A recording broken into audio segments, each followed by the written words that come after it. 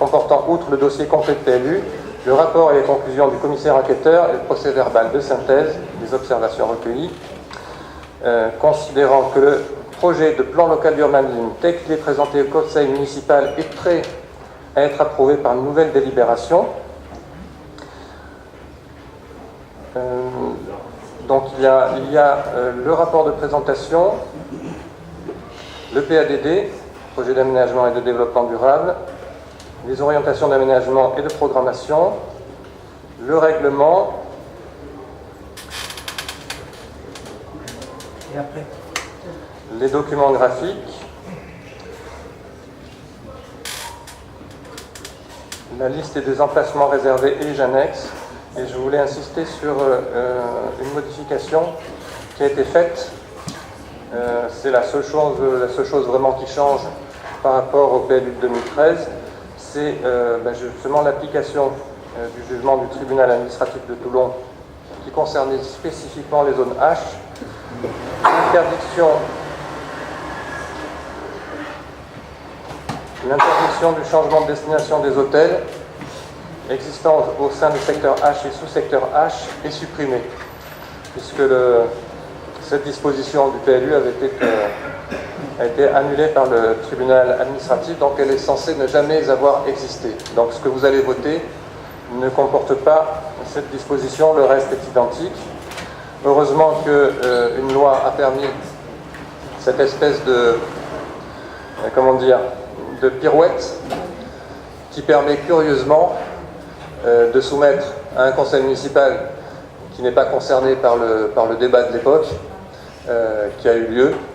Je rappelle, comme je l'ai fait tout à l'heure, que l'association qui a déposé le recours a été déboutée sur tous les problèmes de fond, et c'est uniquement un problème de forme qui a accroché.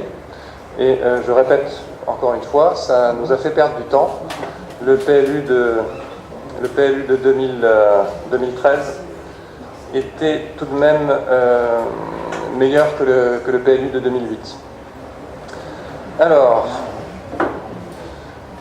il est proposé à l'Assemblée d'approuver le plan local d'urbanisme modifié pour tenir compte des résultats de l'enquête publique, d'afficher la présente délibération en mairie pendant un mois et de mentionner cet affichage par une insertion en caractère apparent dans un journal diffusé dans le département, de publier la présente délibération au recueil des actes administratifs, de rendre exécutoire la présente délibération dès lors qu'elle sera publiée et transmise au préfet, de tenir à la disposition du public en mairie de Bandol au jour et heure habituelle d'ouverture le PLU approuvé, de notifier au tribunal administratif de Toulon une copie exécutoire de la présente délibération et d'autoriser le maire à signer tout document afférent à ce dossier. Voilà, donc il était important de rappeler la forme, puisque le tribunal avait... on risquait donc d'annuler le PLU uniquement pour une question de forme. Donc vous avez reçu un dossier complet. Et je pense qu'on ne va pas refaire le débat de 2013, mais néanmoins, si vous avez des commentaires ou questions, nous vous écoutons. Monsieur le maire, s'il vous plaît. Monsieur Champion. Donc on est bien sur l'approbation du plan local d'urbanisme de 2013. Je l'ai voté, donc il avait été adopté à l'unanimité des suffrages exprimés à l'époque.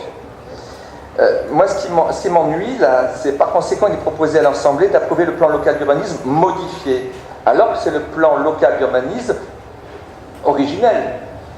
Non, je viens d'expliquer. Alors, s'il est modifié, pourquoi les obligations de la loi Allure n'y figurent pas? Parce qu'on prend en compte uniquement ce que le tribunal administratif a dit. On ne va pas prendre en compte des lois qui sont appliquées ensuite. On est sur le PLU de 2013. Le tribunal a annulé une disposition, c'est tout. Madame M, sur le plan juridique, vous allez nous pour vous expliquer, c'est que la modification existe, mais elle est limitée strictement à l'économie générale du projet. Oui, c'est ce que j'ai lu. Vous voyez? Donc voilà. Donc cette limite, c'est ça. Donc il n'y a pas de loi Allure ou quoi que ce soit à ce stade-là. C'est simplement une modification pour respecter l'économie générale. Donc les modifications, c'est l'adaptabilité du jugement du du 7 janvier, du 19 mai, puisque c'était un jugement avant de dire droit au 7 janvier. Très bien.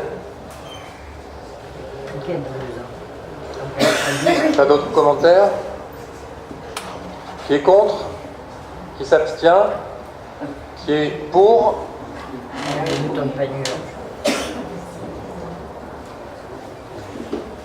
Alors, délibération numéro 3. Renouvellement du bail précaire du restaurant anciennement dénommé le Pescadou. Bon. On va laisser s'opérer les petits mouvements de la salle.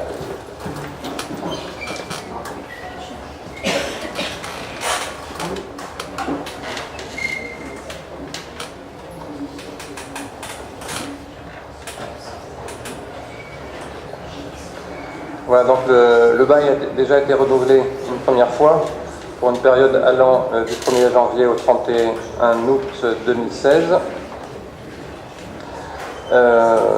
Donc Madame Gauthier a de nouveau sollicité le renouvellement de ce bail précaire jusqu'au 16 octobre 2016 et la commune de Bandol entend lancer une nouvelle procédure pour un appel à projet pour la prise à bail de ce bâtiment communal qui abrite un commerce, ainsi que la prise à bail du bâtiment communal situé à proximité, donc c'est le Pescadou et le Méditerranée.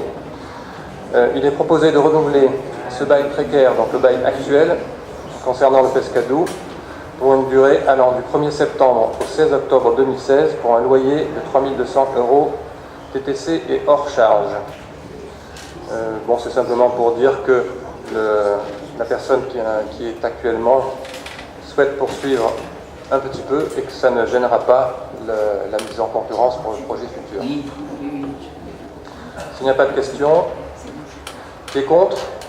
Qui s'abstient? Qui est pour? Budget annexe de l'eau 2016, décision modificative. Donc il faut simplement mettre en dépense 1 000 €. Qui est contre? Qui s'abstient? Qui est pour? Festival Classica Bandol, demande de subvention, Madame Nadjaria. C'est un festival de musique intitulé Classica Bandol qui doit être organisé du 6 au 14 août sur le territoire communal. Alors, c'est organisé par la société W&R Management. Et le représentant, c'est M. Wolf.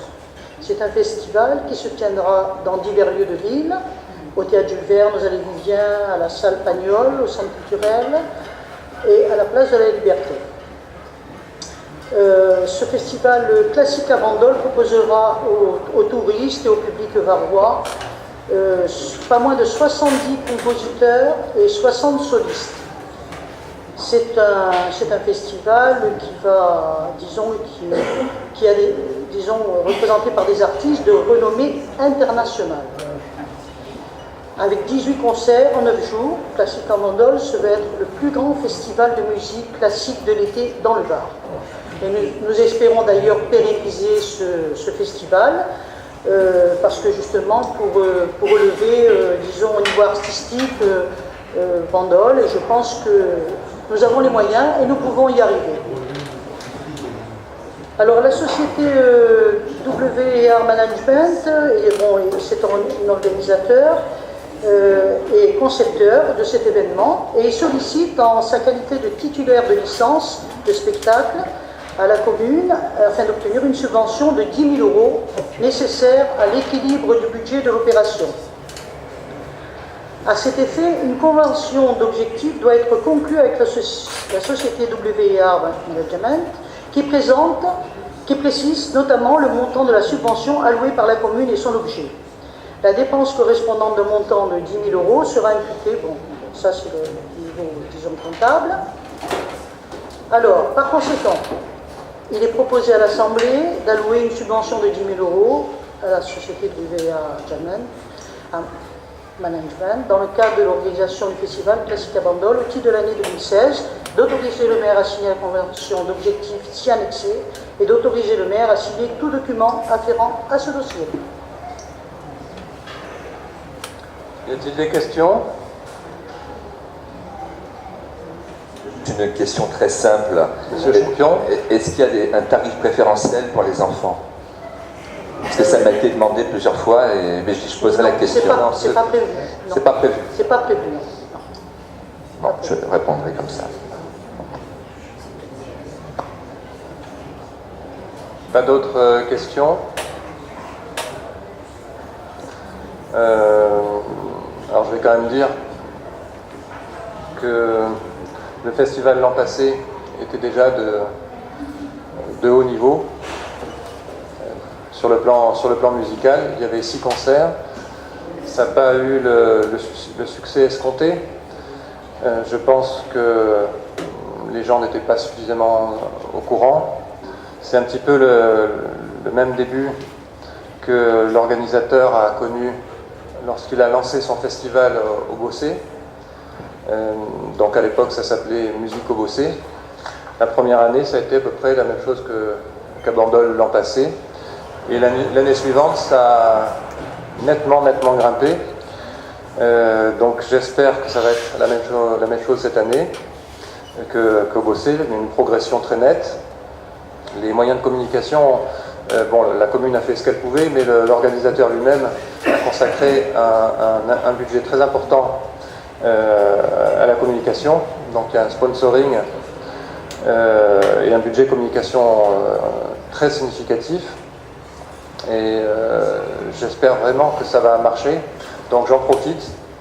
Là, c'est pas on a parlé de la politique locale, de choses très importantes, mais la culture, c'est également important pour notre ville. C'est aussi un moyen de dynamiser. C'est aussi un outil de développement économique. Donc vous n'êtes plus très nombreux.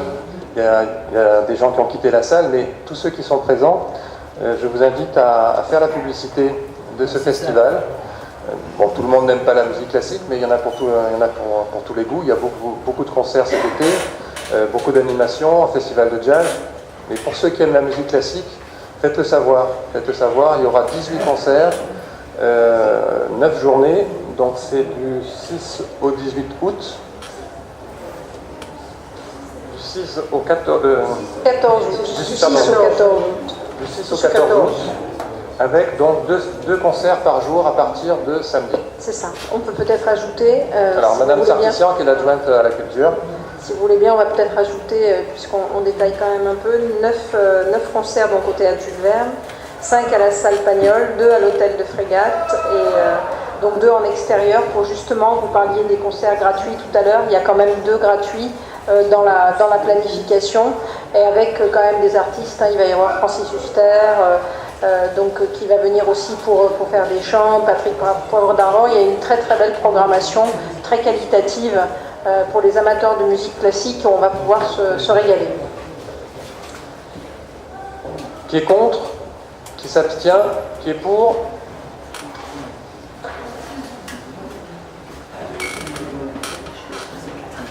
Délibération numéro 6. C'est la demande d'adhésion de la commune du Val au syndicat d'aide aux achats d'hiver. Qui est contre? Qui s'abstient? Qui est pour? Délibération numéro 7, Madame Bourron. La participation à charge des communes voisines dont les enfants sont scolarisés à Bandol a été fixée par délibération de juin 2014 à la somme de 882 € par enfant. Pour l'année scolaire 2013-2014, il est proposé à l'Assemblée délibérante de facturer le même montant que l'année précédente aux communes qui ont donné leur accord pour la participation aux frais de scolarisation. Ce montant s'appliquera pour l'année scolaire 2015-2016. Il est donc proposé à l'Assemblée d'approuver le montant individuel fixé pour l'année scolaire 2015-2016 à 882 € par enfant et d'autoriser le maire à signer toute pièce afférente à ce dossier. Y a-t-il des questions? Pas de questions. Qui est contre? Qui s'abstient? Qui est pour? Bien. La séance du Conseil est terminée. Je vous remercie.